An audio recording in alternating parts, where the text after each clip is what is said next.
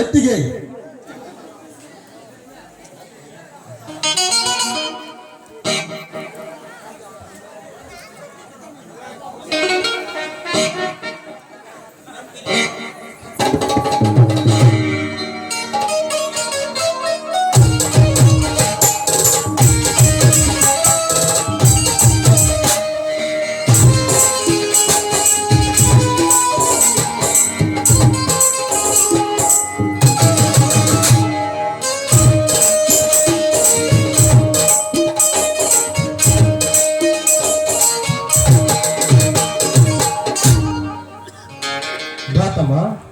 ಯಾಕಪ್ಪ ಎಲ್ಲಿಗೆ ಹೋಗಿದ್ದಿ?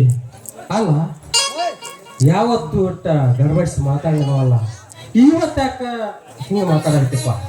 ಏನಿಲ್ಲಣ್ಣ, ನಿಮಗೊಂದು ಸ್ವಂತದ ವಿಚಾರ ತಂದಿದ್ದೀನಿ ಅಷ್ಟೇ ಅಣ್ಣ. ಅಂದ್ರೇನಪ್ಪ ಮೈದುನ, ಯಾವ್ದಾದ್ರು ಒಂದು ಹುಡುಗಿನ ಪ್ರೀತಿ ಮಾಡ್ದೇನು? ಏನುವಾ ನಿನ್ ಕೈ ಹಾಗೆ ಕಾಣ್ತೇನೆ ನಾನು. ಮದುವೆ ವಿಷಯ ಈಗಲ್ಲಮ್ಮ, ಇನ್ನೂ ನನ್ನ ಕೆಲಸ ಭಾಳ ಇದಾವ, ಅವೆಲ್ಲ ಮುಗಿದಂತ ನನ್ನ ಮದುವೆ. ಹಾಗಾದ್ರ ಮತ್ತೆ ಆ ವಿಷಯಪ್ಪ?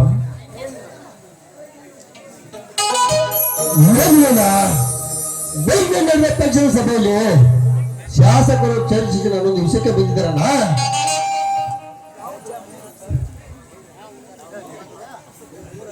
ಏನಪ್ಪ ರಾಜಕೀಯ ವಿಷಯನ? ನಾವು ಮೊದಲೇ ಬಡ ರೈತರಪ್ಪ, ನಮ್ಗೆ ಯಾಕೆ ಬೇಕಪ್ಪ ರಾಜಕೀಯ ವಿಷಯ? ಬೇಡತ್ತಮ್ಮ, ಇದು ರಾಜಕೀಯ ವಿಷಯ.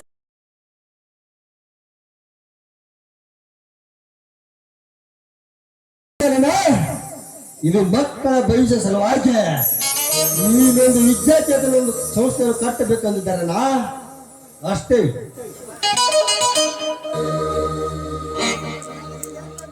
ಇದ್ಯಾಂತ ನಿರ್ಧಾರ ತಮ್ಮ? ಬೇಡಪ್ಪ ಬೇಡ. ಈಗಾಗಲೇ ಈ ಊರ ಗೌಡ್ರ ಒಂದು ಸಂಸ್ಥೆ ನಡೆಸ್ತಿದ್ದ, ಆ ಗೌಡ್ರನ್ನ ಎದುರು ಹಾಕೊಂಡು ನಮಗೆ ಬದುಕಾಕ ಆಗ್ತೈತಿ ಅಪ್ಪ. ಬೇಡ ತಮ್ಮ ಬೇಡ.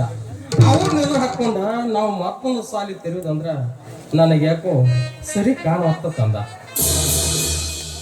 ಅನುಮಾನ ಮಾಡಬೇಡಣ್ಣ, ಅನುಮಾನ ಮಾಡಬೇಡ.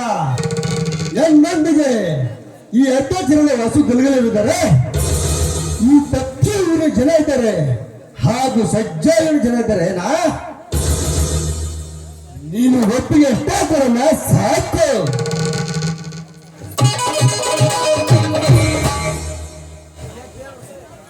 ಎದ್ದೇಳು ಸೋದರ, ಎದ್ದೇಳು. ಧೈರ್ಯವೇ ಸರ್ವತ್ರ ಸಾಧನಮ್ಮ ಎಂಬಂತೆ ಈ ನಿನ್ನ ಧೈರ್ಯ ನಿನ್ನ ಹಿಂದೆ ಇರಲಿ. ಆ ನನ್ನ ತಂದೆ ಬಜರಂಗಿ ಆಶೀರ್ವಾದ ಸದಾ ನಿನ್ನ ಬೆನ್ನಿಗಿರಲಿ ತಮ್ಮ, ನಿನ್ನ ಬೆನ್ನಿಗಿರಲಿ. ಹೌದಪ್ಪ ಮೈದುನ, ನೀ ನಡೆಯುವ ಸತ್ಯದ ಹಾದಿಯಲ್ಲಿ ಕಲ್ಲು ಮುಳ್ಳು ಏನೇ ಇದ್ದರೂ ಆ ದೈವದ ಕೃಪೆಯಿಂದ ಅದು ನಿನ್ನ ಪಾಲಿಗೆ ಹೂವಾಗಲಿ. ನೀ ಕೈ ಎತ್ತಿರದ ಈ ನಿನ್ನ ಕೆಲಸ ಗೆಲುವಾಗಲಿ.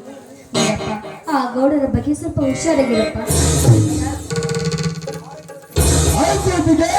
ಆಯ್ತು, ನಾ ನಡೆಯುವ ಸತ್ಯದ ಹಾಲಲ್ಲ, ಆ ದೇವೇ ದೇವ ತನ್ನ ಕುತಂತ್ರ ನಡೆಸಿದ್ರೆ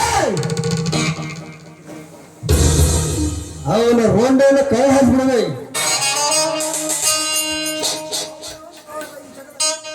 ಈ ಶಿಕ್ಷಣ ಸಂಸ್ಥೆಯಲ್ಲಿ ಈ ಶಿಕ್ಷಣ ಸಂಸ್ಥೆಯನ್ನು ನನ್ನ ಕೈ ಉಳಿಸಿ ಅದೊಂದು ಮಾದರಿ ಶಿಕ್ಷಣ ಮಾಡಿದ್ರೆ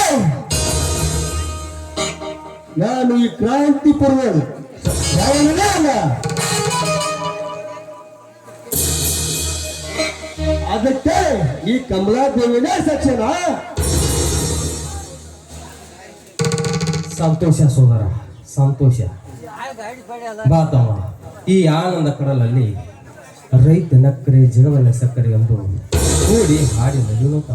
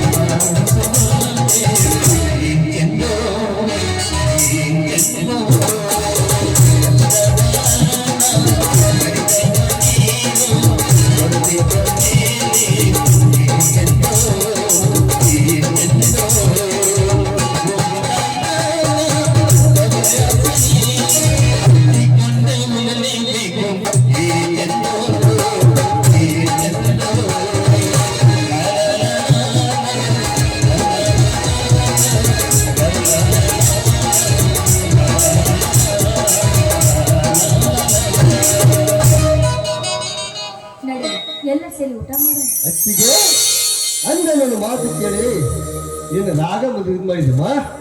ನಿನ್ನ ಮೈದಿನ ಗೊತ್ತು ಹಾಳಬಾರದಮ್ಮ.